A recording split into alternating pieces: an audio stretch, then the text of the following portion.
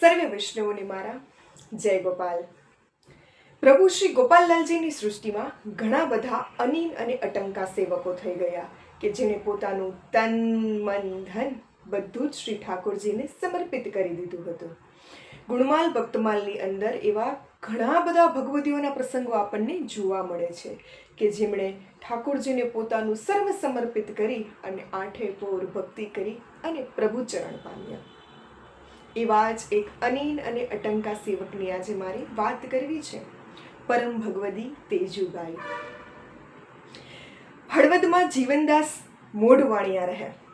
ઠાકોરજીની બહુ કૃપા. શ્રી ગોપાલલાલજીના સેવક એમને ત્યાં પાદુકાજીનું સેવન બિરાજતું હતું. તેની રૂડી રીતે સેવા કરે અને આનંદ કરે. તેમને તેજુબાઈ નામની દીકરી. એમને પણ ઠાકોરજી પ્રત્યે ખૂબ ભાવ, ખૂબ સ્નેહ. ઠાકોરજીની સેવા કરે અને આનંદ કરે. પણ તેજુબાઈને એક લગ્ની લાગેલી કે મારે એક વખત પ્રભુના દર્શન કરવા છે.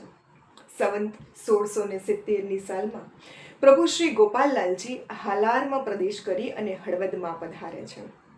વિશ્રાંતિ માટે ગામને પાદરે કુવા કાંઠે મુકામ કરે છે.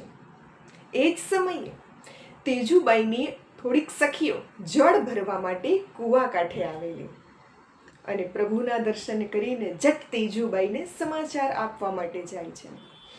તેજુબાઈને સમાચાર મળે છે કે પ્રભુ શ્રી પધાર્યા છે એટલે તેજુબાઈ તો સઘળા કામકાજ છોડી અને જળ ભરવા માટે કુવા કાંઠે આવે છે.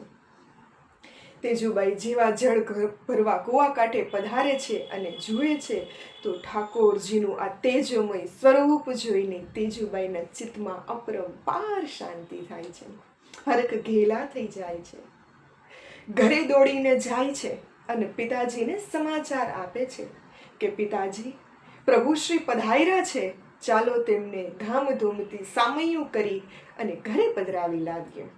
ગામના સૌ વૈષ્ણવો ઠાકોરજીને પધરાવવા માટે ગામને પાદરે જાય છે. સામૈયા કરી હિંચ કીર્તન કરતા કરતા ઠાકોરજી ગામમાં પધારે છે. સર્વે વૈષ્ણવોને શરણે લે છે. ઠાકોરજીનું સ્વરૂપ ત્યારે 20 વર્ષનું છે. કરોડો સૂર્યોના તેજ સમાન પ્રભુનું તેજ છે. ભાલમાં તિલક અને મનોહર કેસરી પાગ ધારણ કરી છે. અનુપમ અતલસનો વાઘો ધારણ કર્યો છે અને ઉપરણો ધારણ કર્યો છે. કંઠમાં હીરા મોતીક માણેકના આભૂષણ ધારણ કર્યા છે.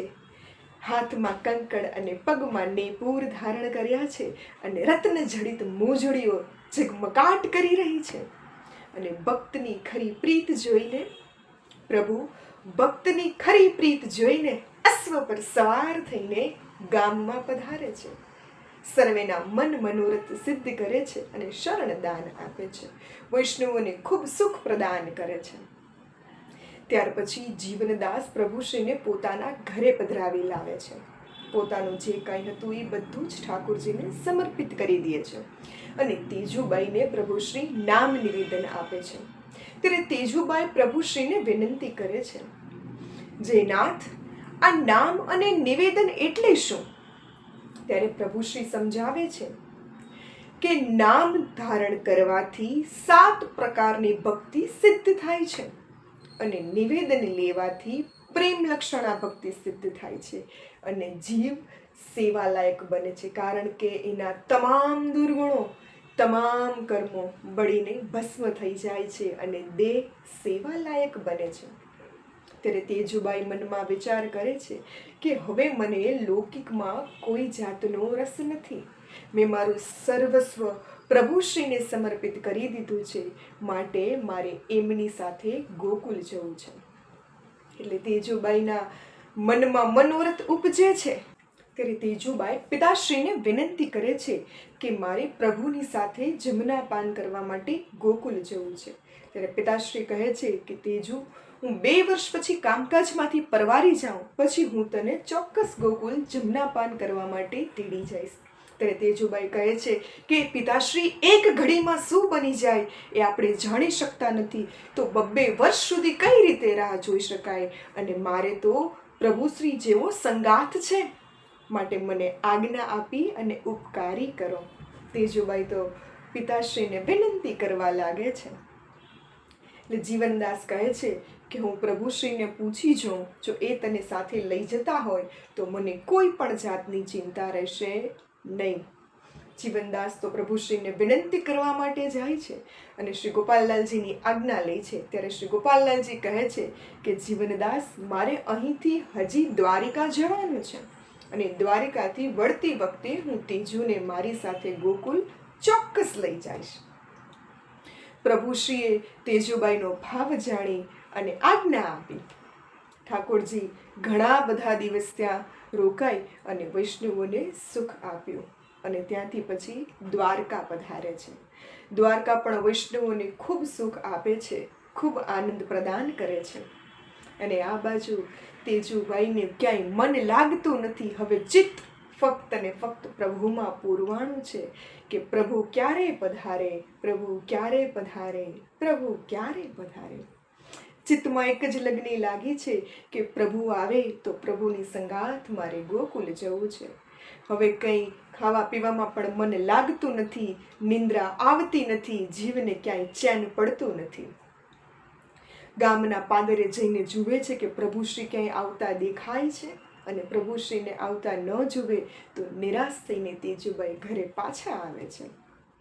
કોઈ પણ ગામના પાદરેથી આવતું હોય તો તેજુબાઈ તરત એમને પ્રશ્ન કરે કે તમે પ્રભુશ્રીને આવતા જોયા કે પ્રભુશ્રીના કંઈ સમાચાર મળ્યા તમને? બસ જીવને એક લગ્ની લાગી છે કે પ્રભુ ક્યારે પધારશે, પ્રભુ ક્યારે પધારશે. આમ ને આમ ઘણા દિવસો વ્યતીત થઈ જાય છે. પ્રભુ શ્રી ગોપાલલાલજી તો દ્વારિકામાં બિરાજી રહ્યા હોય છે અને ગોકુલથી પત્ર આવે છે અને ગોપાલલાલને ગોકુલ ઉતાવળે જવું પડે છે. એમાં તેજુબાઈને સંગાથે લઈ જવાનું રહી જાય છે. આમ ને આમ ઘણા દિવસો વ્યતીત થઈ જાય છે. એક વ્રજવાસી હળવદ આવે છે અને તેજુબાઈ એ જ સમયે કૂવા કાંઠે જળ ભરવા માટે ગયા હોય છે અને વ્રજવાસીને આવતા જુએ છે એટલે તરત જ પ્રભુશ્રીના સમાચાર પૂછે છે અને વ્રજવાસી કહે છે કે પ્રભુશ્રીને તો ગોકુલથી પત્ર આવ્યો એટલે ઉતાવળા ગોકુલ પધારી રહ્યા છે, માટે હળવદ થઈને નથી જવાના. જેવી આ વાત તેજુબાઈને ખબર પડે છે એવી જડની ગાગર છૂટી જાય છે અને ઝટ ઘરે દોડીને જાય છે અને પિતાશ્રીને કહેવા લાગે છે કે પિતાશ્રી, પ્રભુ મને છોડીને ચાલ્યા ગયા. પ્રભુએ મને વચન આપ્યું હતું કે હું તને મારી સાથે લઈ જઈશ. તેજુબાઈને તો ખૂબ વિરહ ભાવ પ્રગટ થયો છે. અશ્રુ ધારા વહેતી જાય છે અને ચિત્તમાં એક જ લગ્ની લાગેલી છે કે પ્રભુ મને સંગાથે કેમ ન લઈ ગયા, પ્રભુ મને સંગાથે કેમ ન લઈ ગયા. આંખમાંથી અશ્રુધારા બંધ થવાનું નામ જ નથી લેતી અને તેજુબાઈના હૃદય કમળમાં આજે વિરહ ભાવ પ્રગટ થયો છે અને એટલો બધો વિરહ ભાવ પ્રગટ થયો છે કે વિરહમાં ને વિરહમાં તેજુબાઈ પોતાનો દેહ ત્યાગ કરી દે છે. તેજુબાઈ પોતાનો દેહ ત્યાગ કરી દે છે અને એ દિવ્ય દેહ પ્રભુ શ્રી ગોપાલલાલજી જે ગોકુલ પધારી રહ્યા હતા એમને રસ્તામાં ભેટો થાય છે અને પ્રભુ શ્રી તેજુબાઈને મળે છે ત્યારે કહે છે કે તેજુ, હું તારી ભક્તિથી ખૂબ પ્રસન્ન થયો છું, પણ મારે ઉતાવળે જવાનું થયું એટલે તને સાથે લઈ જવાનું રહી ગયું. ત્યારે તેજુબાઈ કહે છે કે આપે મને વચન આપ્યું હતું અને જો એ વચન પૂરું ન થાય તો પ્રભુ આપને આડ ચડે, માટે મારે તો જે કાંઈ છે એ તમારું છે અને આપના વિરહમાં જ મારો આ દિવ્ય દેહ ગોકુલ પહોંચી ગયો છે. એટલે પ્રભુશ્રી કહે છે કે હું સદૈવને તને મારી સંગાથ રાખીશ, તને મારા શરણમાં રાખીશ. તેજુબાઈને તો પ્રભુનું પરમ પદ પ્રાપ્ત થયું. આ બાજુ વૈષ્ણવોને બધાને ખબર પડી જાય છે, ગામમાં વાત ફેલાઈ ગઈ છે કે તેજુબાઈએ તો વિરહ વેદનામાં પ્રભુ પદ પામી છે, પોતાનો દેહ ત્યાગ કરી દીધો છે. એટલે સૌ કોઈ ઘરે આવે છે અને તેજુબાઈના સબને ધામધૂમથી સામયું કરી જાણે કોઈ ઉત્સવ હોય એવી રીતે હિંચ કીર્તન કરતા કરતા એના દેહને સંસ્કાર કરવા માટે લઈ જાય છે. કારણ કે તેજુબાઈ પરમ પદને પામી છે, માટે કોઈ શોક કરતા નથી. પણ આ વાતની ખાતરી આ લૌકિક જીવને કઈ રીતે થાય કે વિરહ વેદનામાં તેજુબાઈ તો પ્રભુના પરમ પદને પામી છે. શ્રી ઠાકોરજી વૈષ્ણવો અને તેજુબાઈ ગોકુલ પધારે છે. સોરઠમાંથી ઘણા બધા વૈષ્ણવો ગોકુલ પધારેલા હોય છે. એ પ્રભુ પધાર્યાના સમાચાર જાણી અને શ્રી ઠાકોરજીનું સામૈયું કરવા માટે જાય છે. ઠાકોરજીને સામૈયું કરી અને બેઠકમાં પધરાવી લાવે છે. ઠાકોરજી બેઠકમાં જાય છે ત્યારે વૈષ્ણવો શ્રી ઠાકોરજીને વિનંતી કરે છે, જે રાજ કંઈ સોરઠ કે હાલારમાંથી સમાચાર આવ્યા હોય તો આપજો મારા વાલા. ત્યારે કહે છે કે મારી સાથે તેજુ આવી છે, એ તમને સમાચાર આપશે. બીજો દિવસ થાય છે અને એ વૈષ્ણવો તેજુબાઈને ગોતે છે, પણ તેજુબાઈ તો ઠાકોરજીની સેવામાં ખૂબ વ્યસ્ત છે, જરા પણ નવરાશ નથી અને ફક્ત ને ફક્ત પ્રભુ રટણમાં વ્યસ્ત છે, માટે મુલાકાત ન થઈ. આવી રીતે બીજો દિવસ થાય છે. તેજુબાઈ તો આઠે પોર બસ પ્રભુના ગુણગાન કરે છે, આઠે પોર ભક્તિમાં મગ્ન રહે છે. ત્રીજો દિવસ થાય છે પણ વૈષ્ણવોને તેજુબાઈનો ભેટો નથી થતો, માટે શ્રી ગોપાલલાલજીને પાસે જાય છે અને કહે છે, જે રાજ પેલા બાઈ 3 દિવસથી ક્યાંય દેખાતા નથી. એટલે પ્રભુશ્રી કહે છે કે તેજુને સેવામાંથી જરા પણ નવરાશ નથી. તમે જે કીર્તનના સુરો સાંભળી રહ્યા છો, જે બાઈ મંદિરમાં સેવા કરી રહી છે, એ બીજું કોઈ નહીં પણ તેજુ છે. ત્યારે સર્વ વૈષ્ણવોના હૃદય કમળ ભરાઈ આવે છે કે ધન્ય છે આ બાઈની ભક્તિને, કે જેણે પોતાનું સર્વસ્વ શ્રી ઠાકોરજીને સમર્પિત કરી દીધું, જે ફક્ત ને ફક્ત આઠે પોર ભક્તિમાં જ મગ્ન રહે છે. અને આ વૈષ્ણવો જ્યારે પોતાના ઘરે જવાના હોય છે ત્યારે વ્રજવાસીને કહે છે કે બાઈને પૂછો કે એમને કંઈ સમાચાર મોકલવા છે તો અમે ઘરે જવાના છીએ. ત્યારે તેજુબાઈ એક માળા પ્રસાદ અને એક કાગળ આ વૈષ્ણવોની સંગાથે આપે છે કે આ માળા પ્રસાદ પિતાશ્રીને આપજો અને આ કાગળ આપજો. વૈષ્ણવો તો ત્યાંથી રજા લઈને નીકળે છે, હળવદ પધારે છે અને માળા પ્રસાદ અને તેજુબાઈનો પત્ર એમના પિતાશ્રી જીવનદાસને આપે છે.